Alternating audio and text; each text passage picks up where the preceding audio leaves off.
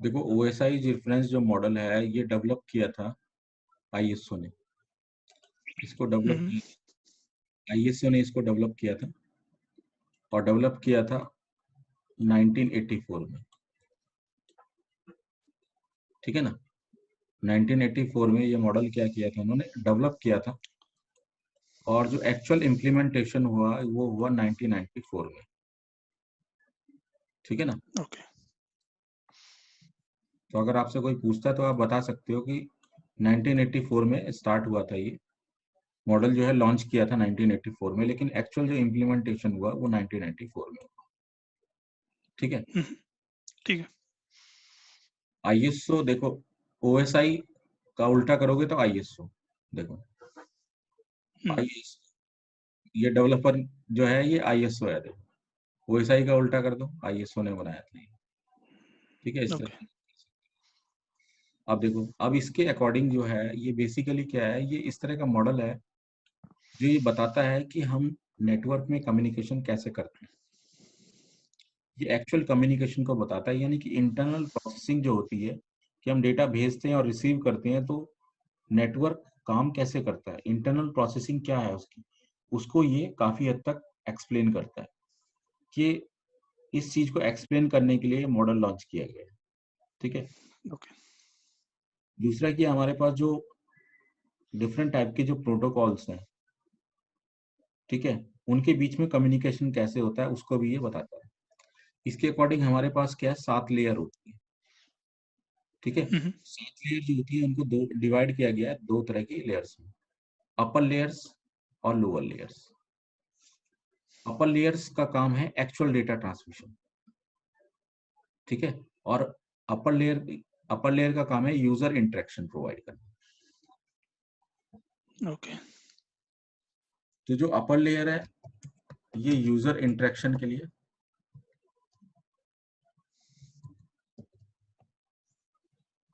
User data के साथ कैसे इंटरेक्ट करेगा, दैट इज अपर लेयर, वो बताएंगे। और लोअर लेयर बताएंगी कि एक्चुअल डेटा कैसे ट्रांसमिट होगा। ओके। ठीक है। तो अपर लेयर में हमारे पास हो गई एप्लीकेशन लेयर, प्रेजेंटेशन लेयर और सेशन लेयर। ठीक है। और लोअर लेयर में हमारे पास हो गई physical, data link, network layer और ट्रांसपोर्ट लेयर, चारों लेयर। हम्म, ठीक है। अब देखो, अब हमारे पास क्या है कि ये जो लेयर्स हैं इनको याद करने का एक क्रम है। ठीक है। तो याद करने के लिए देखो, एक पूरा सेंटेंस हमने बना रखा है यहाँ पे, all people seems to need data processing. अगर आप इस वर्ड को ओके। याद कर ले तो आप लेयर को इजीली याद कर सकते हैं। देखो, okay. A all for people same to application, A for need. Application, P for presentation, S for session, T for transport, N for network, D for data link, P for physical। तो ये सारी ठीक है। Layer याद हो जाएंगी। हम्म, या ऐसे याद कर सकते हो, please do not take sauces pizza away. ठीक है। तो इसमें 1 to 7 हम्म, याद कर सकते हैं। 1 to 7 में फिजिकल से स्टार्ट होगा। देखो, फिजिकल, डेटा लिंक, हम्म, नेटवर्क, ट्रांसपोर्ट, सेशन, ठीक है, प्रेजेंटेशन, एप्लीकेशन। ठीक है। तो हम्म, आप जैसे चाहे वैसे याद कर सकते हैं। ठीक है। ठीक है ना। समझ आ गया। जी। अब आगे बढ़ते हैं।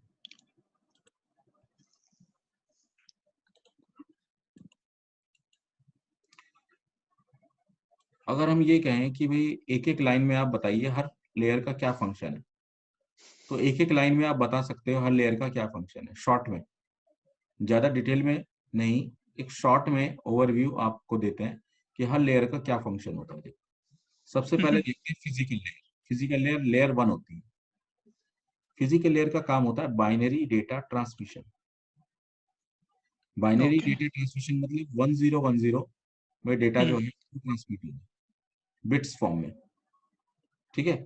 और we इसको ट्रांसमिट करने के लिए रेस्पॉन्सिबल है हमारी फिजिकल लेयर। तो hmm, physical layer is responsible for transmitting the binary data. ठीक है। तो ये आप एक लाइन में बता सकते हैं। फिर आपका सेकंड ठीक है। लेयर आ गई data link layer. Data link layer is used to access the media. Access the media का मतलब हुआ है कि भाई how we place the data into the wire. हमने फिजिकल ओके, कनेक्टिविटी तो कर ली, पर अब हम जो वायर के थ्रू डेटा कैसे ट्रांसमिट कर सकते हैं, ओवर द वायर कैसे डेटा ट्रांसमिट करेंगे, ये बताएगी डेटा लिंक लेयर. तो data link okay, layer is closely attach to the NIC card. कि जो हमारा निक यस, कार्ड होता है, उस पे होता है मैक एड्रेस. तो data link layer is communicating through the MAC layer. तो इसमें मैक एड्रेस लेयर होती है और एक होती है एलएलसी लेयर. दो लेयर से मिलकर बनती है ये. तो ये एलएलसी लेयर, भी आगे एक्सप्लेन करूंगा, ये तो एक जस्ट बता रहा हूँ आपको. ओके, ओके, दो लेयर होती हैं आपकी, एलएलसी और एमएसी. वो इसके अंदर होती है दोनों. अब ये दोनों का ओके, काम क्या है कि मीडिया में कैसे ट्रांसमिट कर रहे हैं डेटा को, और कैसे डेटा के हमारे फ्रेम्स और पैकेट्स बन रहे हैं, वो बताती है ये डेटा लिंक. ओके, इसलिए इसको कहते हैं data link is used to denote the access to media. यानी कि आप डेटा को मीडिया में कैसे एक्सेस कराते हो, कैसे ट्रांसमिट कराते हो, तो उसको बताती है. ओके, तीसरी लेयर आपकी होती है आईपी एड्रेसिंग के लिए, नेटवर्क लेयर. नेटवर्क लेयर तब काम आती है जब राउटिंग होती है. तो बिना जो राउटिंग होती है, वो बिना आईपी एड्रेस के कर ही नहीं सकते आप. ठीक है. तो हम्म, उसके लिए हमें चाहिए आईपी एड्रेसेस. तो एड्रेसिंग होती है इस लेयर पे. और दूसरी क्या है कि जो राउटर है, वो डिफरेंट पाथ क्या करता है यहाँ पे बनाता है, तो उसमें बेस्ट पाथ चूज करता है. ठीक है. हम्म, शॉर्टेस्ट जो पाथ होता है उसे बेस्ट पाथ कहते हैं. तो उसी से डेटा डिलीवर होता है. तो इसका काम हो गया addressing and best path, network layer का. हम्म, फिर आ गई ट्रांसपोर्ट लेयर. ट्रांसपोर्ट लेयर का काम है एंड टू एंड कनेक्शंस बनाना. पहले भाई डेटा जो हम डालेंगे, तो उससे पहले हम क्या करेंगे, कनेक्शन मैनेजमेंट करेंगे. यानी कनेक्शन बनाएंगे होस्ट टू होस्ट. तो ट्रांसपोर्ट लेयर को हम होस्ट टू होस्ट लेयर भी कहते हैं. इसका काम होता है एक होस्ट से दूसरे होस्ट के बीच में आपस में क्या करना, कनेक्शंस एस्टेब्लिश करना. जब तक कनेक्शन एस्टेब्लिश नहीं होता, हम डेटा प्लेस नहीं कर सकते. तो ट्रांसपोर्ट लेयर ओके, में हमारे टीसीपी और यूडीपी दो तरह के प्रोटोकॉल काम करते हैं. ये दोनों ट्रांसपोर्ट लेयर प्रोटोकॉल के अंदर आते हैं.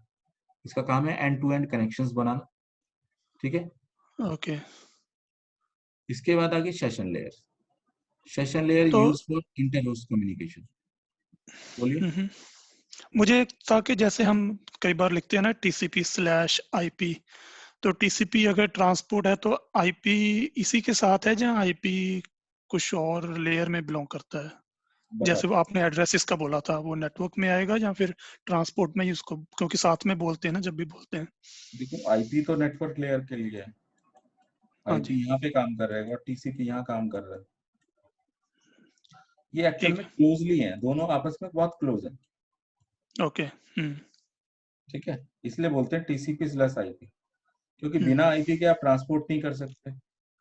ठीक है. ओके, और बिना पोर्ट नंबर के हम आगे डेटा नहीं भेज सकते. तो दोनों आपस में क्या क्लोजली रिलेटेड है. तो जितने भी हमारे फायरवॉल पोर्ट्स हैं वो ट्रांसपोर्ट लेयर पे काम करते हैं, जैसे हाँ. पोर्ट 80 हो अब गया? पोर्ट बाइंडिंग यहाँ पे होगी, यहाँ पे होगी. ओके, ठीक है ना. ठीक है, और आईपी एड्रेसिंग यहाँ होगी, राउटर इस लेयर पे काम करेंगे, नेटवर्क लेयर. ठीक है. ठीक है, इसके बाद मैं बता रहा था आपको सेशन लेयर. अब ये डीपली हम पढ़ेंगे आगे. ठीक है. अच्छा, अच्छा, ठीक अब है, देखो, अब सेशन लेयर जो है, ये सेशन लेयर का काम है इंटर होस्ट कम्युनिकेशन. एक होस्ट यहाँ पे है, एक होस्ट यहाँ पे है. अब इन दोनों जो है, ये काम तभी कर पाएंगे जब इन दोनों के बीच में एक सेशन बनेगा. जब सेशन बनेगा तभी हम डेटा क्या प्रोसेस करा सकते हैं. ठीक है. ये जी, काम है सेशन लेयर का. ठीक है. सेशन को बनाना, ठीक है, टर्मिनेट करना, ये काम इसका. इसके बाद ओके, आती है प्रेजेंटेशन लेयर. प्रेजेंटेशन लेयर होती है डेटा रिप्रेजेंट करने के लिए. Use to represent the data in different file format. हम लोग जब काम करते हैं, तो अलग अलग फाइल फॉर्मेट यूज करते हैं. जी, ठीक है. जैसे वर्ड के लिए अलग हम फॉर्मेट यूज करेंगे, एक्सेल के लिए अलग करेंगे, पीडीएफ के लिए अलग करेंगे, MP3 के लिए अलग करेंगे. तो अलग अलग फॉर्मेट है डेटा के. उसको रिप्रेजेंट करती है प्रेजेंटेशन लेयर. डेटा एक ही है लेकिन उसको अलग अलग फाइल फॉर्मेट में रिप्रेजेंट किया गया है, ओके। जिससे कि वो नेटवर्क एप्लीकेशंस में प्रोसेस हो सके। ठीक है, अब देखो एप्लीकेशन का लेयर का काम होता है डेटा को इंट्रोड्यूस करना ओएसआई लेयर में, और नेटवर्क एप्लीकेशंस को प्रोसेस करना। कोई भी एप्लीकेशंस है वहां से डेटा इंट्रोड्यूस होता है। ठीक है, ओके। तो एप्लीकेशन लेयर जैसे कि ईमेल भेज रहे हैं, तो ईमेल भेज रहे हैं तो हाँ हाँ। ईमेल भेजने के लिए कोई ना कोई एप्लीकेशन तो यूज करेंगे, जैसे आउटलुक वगैरह। तो आउटलुक क्या हो जी। गया, एक एप्लीकेशन हो गया जो डेटा को प्रोसेस करा रहा है, डेटा को भेजने के काम आ रहा है। तो ये डिफरेंट टाइप के एप्लीकेशन इस कैटेगरी के अंदर आ जाएंगे। ओके। ठीक है, फिर ये जो डेटा भेजा जाएगा ये अलग अलग फॉर्मेट में भेजा जाएगा, तो प्रेजेंटेशन लेयर काम करेगी। फिर बनेंगे सेशंस। सेशन बनने के बाद डेटा ट्रांसपोर्ट होगा।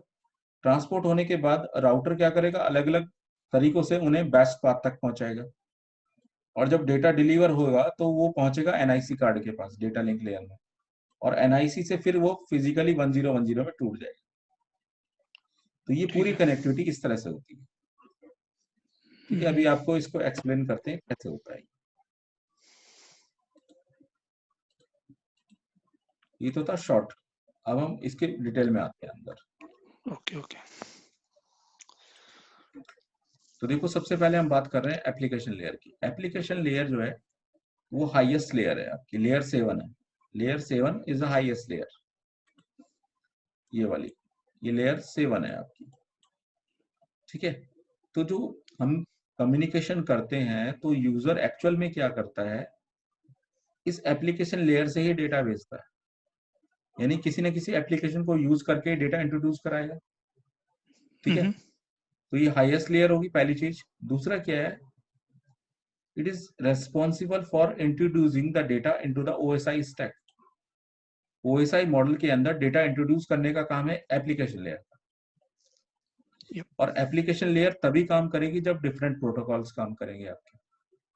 जैसे कि मैंने कहा कि टेलनेट हो गया, एफटीपी हो गया, एचटीटीपी हो गया, ठीक है, एसएमटीपी हो गया, ये सब क्या प्रोटोकॉल्स हैं। ये सारे प्रोटोकॉल्स किसी न किसी एप्लीकेशंस को रिप्रेजेंट करते हैं। ठीक है ना। अब जैसे कि मान के चलते हैं कि हम फाइल भेजना चाहते हैं, तो फाइल भेजने के लिए एफटीपी हो गया, तो जी। FTP is a application. ठीक है, या फिर हम क्या है, रिमोटली कनेक्ट करना चाहते हैं वाया टेलनेट, तो टेलनेट इज एन एप्लीकेशन। ठीक है, अब ये सारे मेथड क्या है, डेटा को इंट्रोड्यूस करने के लिए। तो उस हिसाब से एप्लीकेशंस को 3 अलग अलग कैटेगरीज में बांटा गया है। पहली कैटेगरी है कंप्यूटर एप्लीकेशंस, दूसरी कैटेगरी है नेटवर्क एप्लीकेशंस, और तीसरी कैटेगरी है इंटरनेटवर्क एप्लीकेशंस। अब देखो, सबसे पहले देखें कंप्यूटर एप्लीकेशंस कौन कौन से होते हैं। कंप्यूटर एप्लीकेशंस में सबसे पहले आता है प्रेजेंटेशन ग्राफिक्स। आप स्लाइड्स बनाते हैं पावर पॉइंट में, पीपीटीज वगैरह, तो ये इस कैटेगरी में आई, प्रेजेंटेशन ग्राफिक्स की कैटेगरी में आ गई। इसके बाद आगे डेटाबेस एप्लीकेशन। तो डेटाबेस में आपके जैसे सिक्वल सर्वर यूज करते हो आप, माई सिक्वल हो गया, या ओरिकल हो गया, DB2 हो गया। ठीक है, ये सब क्या है, डेटाबेस एप्लीकेशन है। ठीक है, रिलेशनल डेटाबेस एप्लीकेशन या डेटाबेस एप्लीकेशन दोनों एक ही चीज है। ठीक है, अब आजकल क्या है, बिग डेटा वगैरह, हाडूप वगैरह का नाम सुना होगा आपने। जी जी।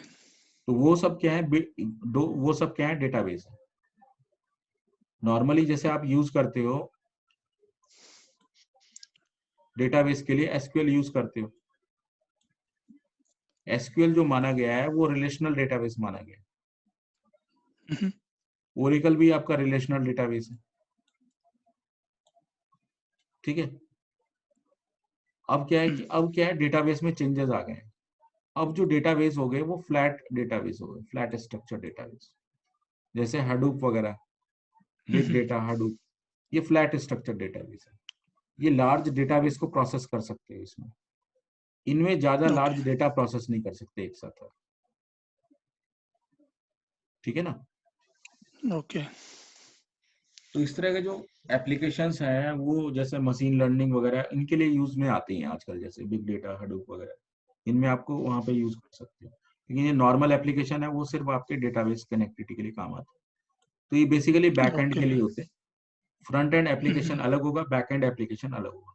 तो ये बैक एंड पे काम करते हैं, डेटा को स्टोर करते हैं। ठीक है, जैसे आप वेबसाइट इंटरनेट, जो सो जो हाँ, इंटरनेट पे जाते हो, जो फॉर्म बड़ी फिलअप करते वेबसाइट्स हो हैं। आप, जो फॉर्म फिलअप करके आप सबमिट करते हो ना, तो डेटा कहाँ चला जाता है, डेटाबेस में, बैक एंड में सेव हो जाता है। डेटाबेस में। यप। हाँ, तो ये उस तरह के एप्लीकेशन। ठीक है, फिर आ गया वर्ड प्रोसेसिंग। वर्ड प्रोसेसिंग में आपका जैसे एमएस वर्ड हो गया, जिसमें आप कुछ डेटा को लिखते हो और स्टोर कर लेते हो। ठीक है, तो MS word is an application, ये भी एप्लीकेशन। ओपन ऑफिस है, ओपन ऑफिस में जो है आप जो भी डेटा बना रहे हो वो वर्ड फॉर्मेट में सेव कर सकते हैं उसको। ठीक है, फिर यहाँ पे प्रोजेक्ट प्लानिंग के लिए आता है। प्रोजेक्ट प्लानिंग के लिए आप यूज कर सकते हो माइक्रोसॉफ्ट प्रोजेक्ट, जिसमें आप क्या फॉरकास्टिंग कर सकते हो, अपने जो बिजनेस है उसकी सेल को फॉरकास्ट कर सकते हो कि आज इतना टर्नओवर है, अगले 2 सालों में कितना होगा। तो फॉरकास्टिंग के लिए होता है वो। या आपने जो है ओके। प्रेजेंटेशन बना सकते हो, इसमें अलग अलग टाइप से जो है फ्लो चार्ट्स बनते हैं इसमें, तो वो चीज आप कर सकते हो। ठीक है ना, अपनी सेल्स को दिखा सकते हो इसमें आप। ठीक है, प्रोजेक्ट प्लानिंग कर सकते हो आप। ठीक है। ठीक है ना, स्प्रेडशीट्स जैसे एक्सेल वगैरह आप यूज करते हो, स्प्रेडशीट कैटेगरी में आती है। या लोटस वगैरह यूज करते थे पहले, अब तो चलती नहीं है, वो सब स्प्रेडशीट एग्जांपल है। ठीक है, मतलब कैलकुलेशन करना है कुल मिला के, वो स्प्रेडशीट में आता है। फिर आगे डिजाइन एंड मैन्युफैक्चरिंग एप्लीकेशन, तो इसमें ऑटो कैड वगैरह हो गया आपके। Okay okay. ठीक है, या आपके एडोब पेज मेकर वगैरह है, कोरल ड्रा वगैरह है, वो सब इसके अंदर आ गए। ये सब कंप्यूटर एप्लीकेशन के एग्जांपल है। इस तरह के और भी बहुत सारे एप्लीकेशंस हैं। ठीक है, सारे को तो डिस्कस नहीं कर सकता मैं, लेकिन यहाँ पे हाँ हाँ कॉमनली ऑब्वियसली। चीजों को मैंने आपको बताया। तो ये सब कंप्यूटर एप्लीकेशन की कैटेगरी में आते हैं। सेकंड ठीक है। हमारे पास आते हैं network application. Network application basically क्या है, कुछ ऐसे एप्लीकेशन है जो आपके इंटरनेट, एक तो आपके नेटवर्क पे चलते हैं लैन पे, और कुछ आपके इंटरनेट ओके पे चलते हैं। तो ये नेटवर्क एप्लीकेशन आपकी लैन पे भी चलेंगे, इंटरनेट पे भी चलेंगे, दोनों चीज पे चलते हैं।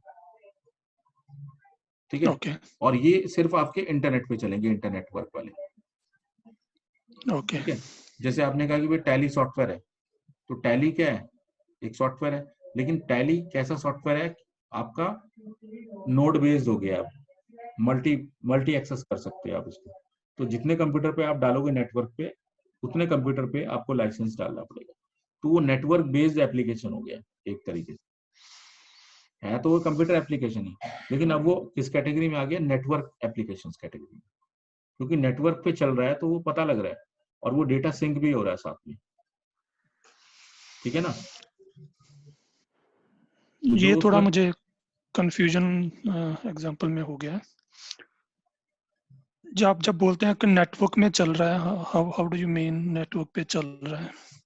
अरे देखो ये आपका स्विच है, जी। इस स्विच से आपने क्या 3 पीसी लगा दिए, यहाँ पे भी वो सॉफ्टवेयर डाला, यहाँ पे भी डाला, यहाँ पे भी डाला। ठीक है।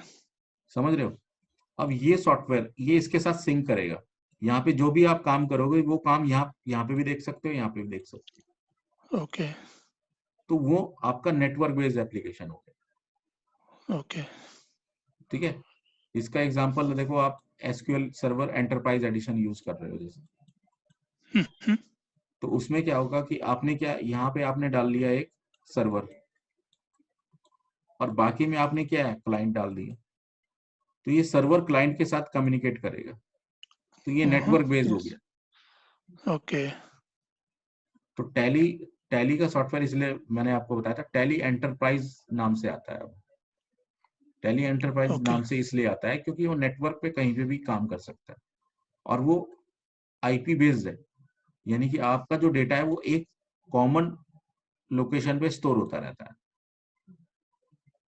आपने क्या है, एक बंदा यहाँ बैठा रखा है इस ब्रांच में, और एक बंदा इस ब्रांच में बैठा रखा है, और आप इस ब्रांच में बैठे हो मेन। तो ये जब काम करेंगे तो यहाँ आपको दिखाई देता रहेगा कि क्या काम कर रहे हैं।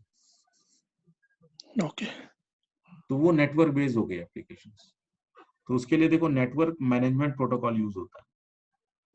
नेटवर्क मैनेजमेंट प्रोटोकॉल आपका होता है SNMP। Okay. SNMP simple network management protocol. SNMP protocol जो होता है आपका, ये मॉनिटरिंग के लिए होता है बेसिकली। इससे आप मॉनिटर कर सकते हो, ठीक है ना। जैसे आपके एम्प्लॉयज क्या कर रहे हैं अभी, तो इसके लिए आप एक मॉनिटरिंग सॉफ्टवेयर यूज कर सकते हैं।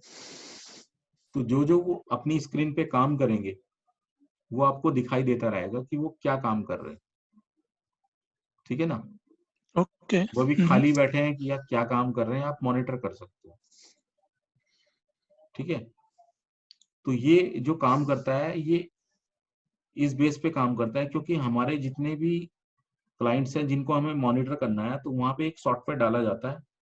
वो क्लाइंट सॉफ्टवेयर होता है, वो उनके अंदर डाल डाल देते हैं। और उसका जहां से मॉनिटर आपको लेना है वहां पे आपको डालना पड़ता है मैनेजर। इस तरह के एप्लीकेशन क्या करते हैं, वही जहां जहां नोड है वहां तो क्लाइंट डल गया उसका, और जहां से मॉनिटर करना है वहां इसका मैनेजर डल जाता है। तो ये मैनेजर इस क्लाइंट को, अलग अलग क्लाइंट को एक साथ कम्युनिकेट करते हैं। तो जो बंदा यहाँ काम कर रहा है वो हम यहाँ देख सकते हैं उसको बैठ के। ओके। यहाँ पे आप ये कर्सर भी हिलाएगा तो इसको पता लग जाएगा ये कर्सर हिला रहा है। अच्छा। Okay, interesting. अगर ये बंदा यहाँ पे कुछ भी काम कर रहा है, वेबसाइट खोल रहा है, तो मैं यहाँ से फोन करके कह सकता हूँ कि भैया ये वेबसाइट बंद करो, क्या खोल रखी है आपने। अच्छा, वेरी हाँ, नाइस। ठीक है ना। तो ये इस तरह के एप्लीकेशन है।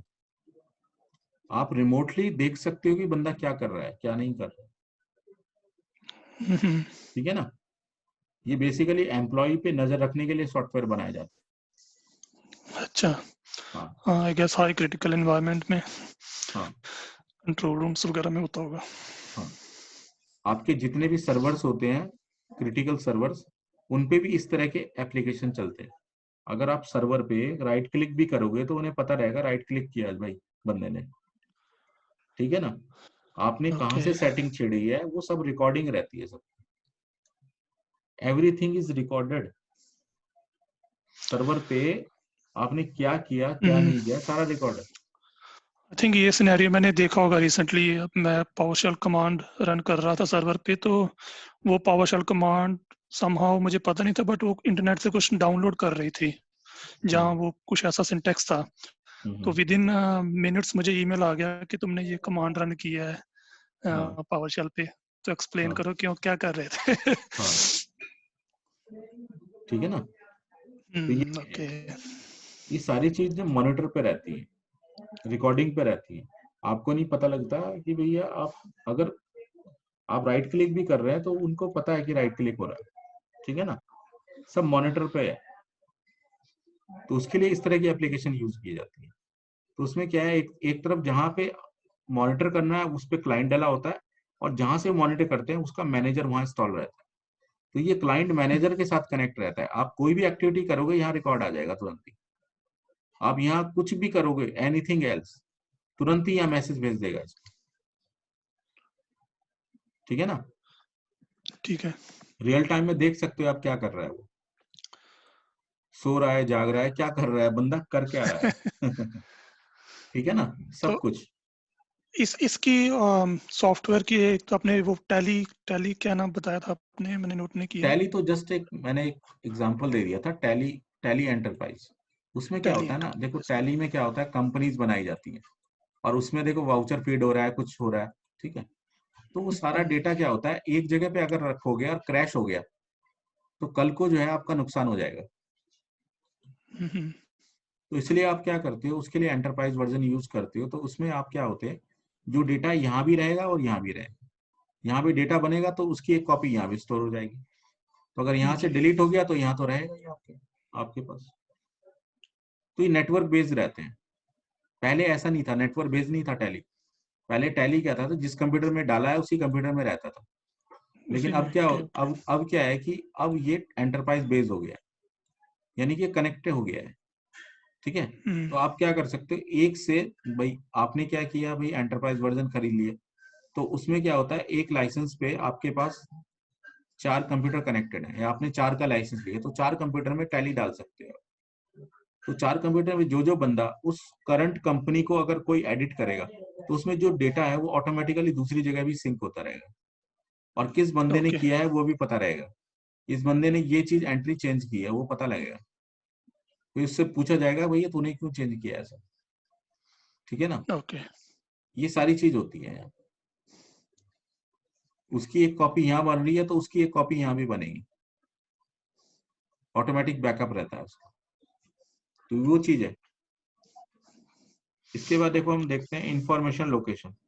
लोकेशन के लिए आपके जीपीएस वगैरह सिस्टम होते हैं, तो जीपीएस एप्लीकेशन चलती है आपकी, ये लोकेशन को ट्रैक कर लेती है। ठीक है, तो इस तरह के सॉफ्टवेयर आपके होते हैं, जैसे कि भाई आप ट्रांसपोर्ट सिस्टम यूज करते हो, तो आपकी गाड़ियां कहाँ कहाँ चल रही है ये बता देगा।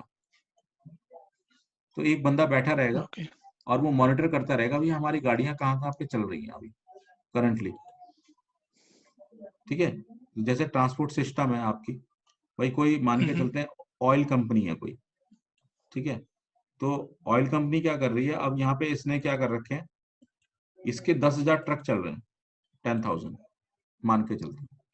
ठीक है ठीक है, तो अब क्या है कि अब ये क्या कर रही है, तेल कंपनी ये क्या है, यहाँ से कहीं से तेल ले रही है और यहाँ से जा रही है अपने साइट पे। अब इसको पता होना चाहिए कि जो ट्रक चल रहे हैं 10,000 ये किस किस लोकेशन पे चल रहे हैं। यस ठीक है, तो इसके लिए क्या करेगी, इन सब के अंदर जीपीएस सॉफ्टवेयर लगा देगी, जीपीएस ट्रैकिंग सिस्टम लगा देगी। तो ये सारे जितने भी आपके जीपीएस डिवाइस होंगी वो यहाँ पे कनेक्ट रहेंगी। ये आपका हेड ऑफिस है, यहाँ बैठ के मैं देख सकता हूँ कौन सा ट्रक किस लोकेशन पे चल रहा है। यहाँ पे मेरे स्क्रीन पे लिखा आ जाएगा भैया ये ट्रक जो है इधर लेफ्ट साइड में मुड़ रहा है, इसे जाना था राइट साइड, तो मैं इसे फोन कर दूंगा भाई कहाँ घूम रहा है तू, तुरंत ही, ओके भाई तू लेफ्ट क्यों जा रहा है, राइट तेरा डायरेक्शन था तू क्यों मुड़ गया वहां पे। ठीक है, तो पूरा ये मॉनिटरिंग ठीक सिस्टम बना हुआ है। ये इसके इसके लिए देखो सॉफ्टवेयर चल रहा है आपका, ये आपका इंफॉर्मेशन लोकेशन सॉफ्टवेयर होते हैं आपके, जो जीपीएस सिस्टम से कनेक्ट रहते हैं। ये डिवाइसेस ओके लगानी पड़ेगी बस, इसके लिए आपको सिर्फ एक डिवाइस लगानी पड़ेगी हर ट्रक के अंदर, और ऐसी जगह पे लगाई जाती है वो डिवाइस जहाँ पे ट्रक वाला जो चला रहा है ना उसको भी नहीं पता वो डिवाइस लगी कहाँ पे। लगी कहाँ पे ओके हाँ, ठीक है ना, वो ऐसी जगह पे लगाई जाएगी जिससे हम तो ट्रैक कर ले, लेकिन कोई सा डिवाइस को निकाल ना ले उसमें से। आई थिंक ये कारों में यूज होता है थेफ्ट कंट्रोल के लिए शायद में हाँ भी आजकल जो नई कारों में हाँ। कर रहे हैं तो ये चीज है, ये आपका इंफॉर्मेशन लोकेशन के अंदर आता ओके है।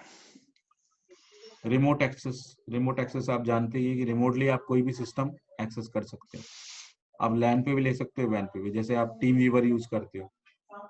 ठीक है, तो TeamViewer is a application of remote access, remote access VNC है, ठीक है, तमाम तरह के हैं।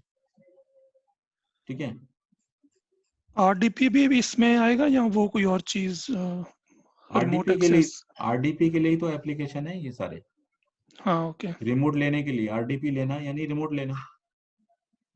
ठीक है ना, रिमोट लेके आप कोई भी काम कर रहे हो जी तो उसके लिए ये काम कर रहे हो, रिमोट एक्सेस एप्लीकेशंस। ठीक है ना, इसके बाद आ ठीक गया है इलेक्ट्रॉनिक मेल, ये आप जानते हो इसके बारे में क्या बताएं। हम्म ठीक है, ये भी आपका नेटवर्क एप्लीकेशन है, ईमेल फाइल को ट्रांसफर करना है, एफटीपी, ये भी आप जानते हो। ठीक है, जी client server applications, client server application का एग्जांपल है जैसे एक्टिव डायरेक्टरी, तो वहां पे क्या होगा, एक एडी सर्वर बना होगा और बाकी क्या है, ये सारे क्लाइंट जब भी लॉगिन करेंगे तो एडी एडी सर्विस जो है उसे ऑथेंटिकेट करेगी और एडी में लॉगिन करा देगी। लॉगिन होगा ओके ठीक है, फिर हम आप फिर आगे हम काम कर सकते हैं यहाँ पे अपने नेटवर्क में, तो ये क्लाइंट सर्वर का एग्जांपल हो गया। ठीक है, हम्म तो ये सब एप्लीकेशन आपके नेटवर्क बेस्ड हो गए, तो ये नेटवर्क एप्लीकेशंस की कैटेगरी में डाल दिया इनको। ठीक है, राइट ये जो भी काम हो रहा है नेटवर्क के थ्रू हो रहा है आपका। फिर आपके आगे इंटरनेटवर्क एप्लीकेशन, इंटरनेटवर्क में आपके आगे सबसे पहले world wide web, world wide okay. Web वहां पे काम करती है जहां पे ब्राउजर बेस्ड कोई भी एप्लीकेशन काम करता है। मैं ये पूछने वाला था कि ये नेटवर्क में आएगा, बट ये इंटरनेटवर्क में है। कौन सा? यही वर्ल्ड वाइड वेब, क्योंकि हम जब इंटरनेट एक्सेस करते हैं ब्राउजर के थ्रू, तो हम भी वैसे क्लाइंट सर्वर प्रोसेस ही होता है ना, client request for data from the server. तो देखो, कोई भी जब वेबसाइट एक्सेस करते हो तो उसके आगे www लगा होता है ना, जी, डॉट, फिर आगे उसका नाम होता है। नाम तो होता है। तो ये वर्ल्ड वाइड वेब जो है ये बेसिकली इंटरनेट के लिए बनाया गया है। तो इंटरनेट बेस्ड जितनी भी वेबसाइट्स चल रही हैं वो www प्रोटोकॉल को यूज करती है। ठीक है, यस। यानी कि आप क्या कर सकते हो, वर्ल्ड वाइड वेब को यूज कर सकते हो किसी भी काम के लिए। जैसे वेबसाइट होस्टिंग करना, तो इसके लिए आपके जैसे आईएस सर्वर वगैरह है, वहां पे अपनी वेबसाइट होस्ट कर दोगे आप। ठीक है ना। अब ये जो वेबसाइट यहाँ पे होस्ट है, तो ये वेब सर्वर पे चल रही है। जब कोई भी बंदा यहाँ पे लिखेगा www डॉट, उसका नाम लिखेगा, तो ये जो आईएस सर्वर है, ये वेब सर्वर क्या करेगा, उसको, उस वेबसाइट को आपके सिस्टम पे क्या करेगा, कॉल करेगा और वो एक्सेस हो जाएगी। तो इसी तरह से हमारे कुछ ऐसे एप्लीकेशंस होते हैं जो आपके वेब बेस्ड सर्वर पे काम करते हैं। वेब सर्वर बेस्ड एप्लीकेशंस होते हैं, वो सारे इसके अंदर आएंगे। आजकल ओके। सारा जो चल रहा है वो वेब एप्लीकेशंस चल रहे हैं। आजकल जो एप्लीकेशन होते हैं वो कैसे हैं, वेब एप्लीकेशंस। वेब एप्लीकेशंस जो होते हैं वो ब्राउजर पे रन करते हैं। उसके लिए बैकग्राउंड में एक क्या होता है, वेब सर्वर रन करता है। तो जैसे आईएस सर्वर है, आईएस सर्वर माइक्रोसॉफ्ट का हो गया। इस तरह से अपाची सर्वर होता है, एक अपाची, अच्छी होता है। Apache web server. तो अपाची लिनक्स वगैरह में ज्यादा चलता है। ठीक है, तो ये क्या है, जब भी कोई वेबसाइट यूज कर रहे हो तो बैकग्राउंड में क्या कर रहा है, एक वेब सर्वर कॉल हो रहा है, और वो वेब सर्वर ही आपको क्या कर रहा है, एक्सेसिंग प्रोवाइड कर रहा है। ठीक है ना। तो ठीक है।